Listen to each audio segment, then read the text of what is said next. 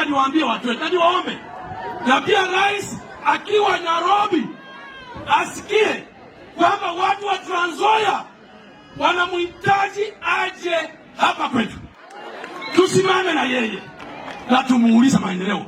Na mimi nasema mambo ya urais na mambo ya county government viliundwa ni kama polika mas, yani linge mbaliha wana na wake 47.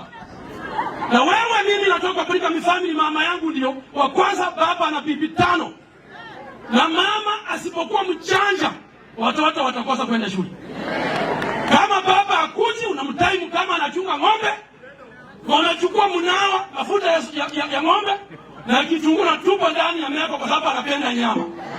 Akibeba mapua anasikia harufu, wakati anakuja akisikia nyama iko, na usiku inabaki kazi ya mama, na asubuhi watoto wanaomba school fees.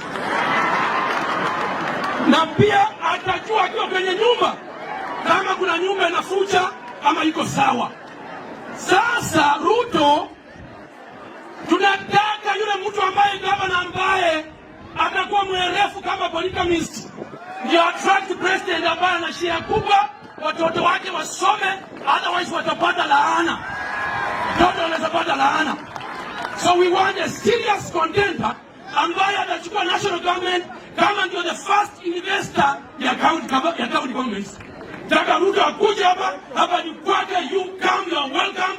We will vote for you family, we will fight for you. Na kung'ang'ana na wakora yote wakwishe, alafu tupate maendeleo kwa watu wetu.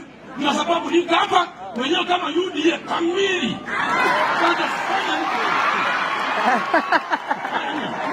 Watanifanya nini?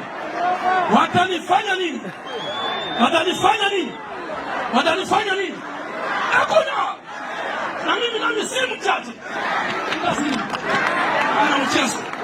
Tuko tayari kupambana, tusaidiane wenzetu, to create environment ya kuleta watu wetu maendeleo hapa kwetu, gani kweko maji, stima, na watoto wetu wasome, and stability in the country ikuweko kwa amani.